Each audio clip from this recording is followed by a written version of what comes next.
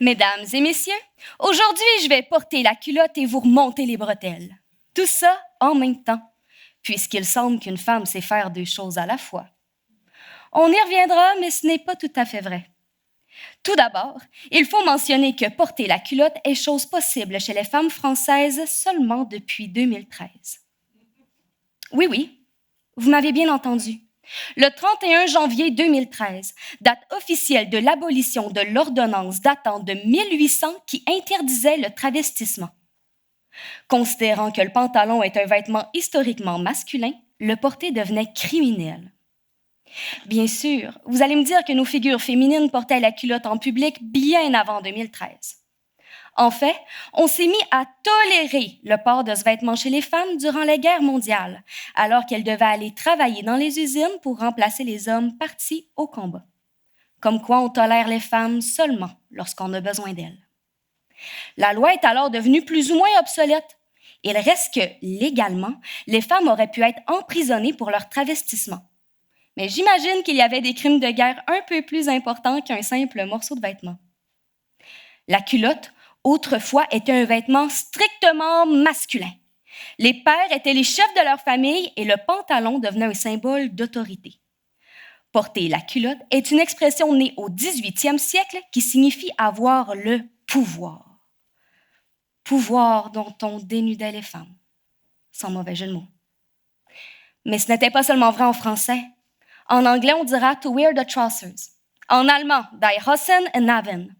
En espagnol, « llevar la batuta ». En italien, « portare i pantaloni ». La discrimination de genre n'a vraiment pas de barrière, même pas celle de la langue. Pourtant, une femme sait faire deux choses à la fois. Ou plutôt une dizaine. Elle ne porte peut-être pas de culotte, mais elle porte tous les chapeaux. Mère, psychologue, professeure, infirmière, maîtresse, couturière, coiffeuse, cuisinière, femme de ménage et j'en passe. Tout en ayant un emploi, alors que le cerveau humain est biologiquement configuré pour traiter une seule information à la fois.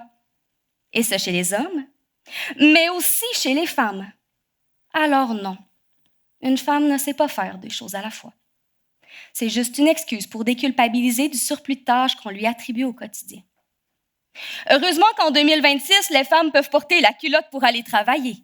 Parce que si la jupe n'est plus obligatoire, la charge mentale reste notoire.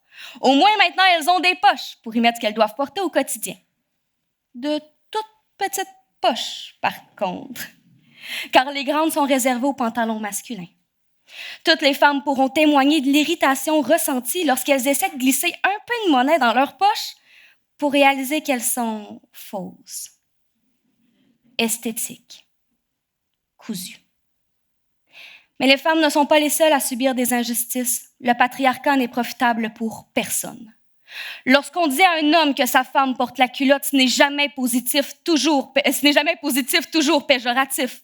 On ne redonne pas le pouvoir à la femme, on vient juste émasculer l'homme. Lui dire que la place qu'il prend dans son foyer est moins valide, moins forte, moins masculine. Pourquoi prendre le pouvoir quand on peut le partager? Pourquoi empêcher les pères de pleurer? Beaucoup trop d'hommes se tournent vers la violence parce qu'on ne leur a jamais appris à apprivoiser leurs émotions ou à aller chercher de l'aide. Ils s'en prennent à eux-mêmes. Oui, parfois, mais trop souvent aux femmes. Francine Pelletier, dans une chronique parue dans Le Devoir en 2021, affirme que les femmes ont plus de chances de mourir tuées chez elles qu'un membre de la mafia d'être assassiné dans la rue. Les femmes ont plus de chances de mourir là où elles devraient être en sécurité qu'en étant un criminel en public. Je suis convaincue que ces féminicides sont causés par des hommes qui pensent devoir porter la culotte. Aujourd'hui, je ne veux pas délier ma langue. Je veux la dédier à celles qu'on a réduites au silence et à ceux qu'on a empêchés de pleurer.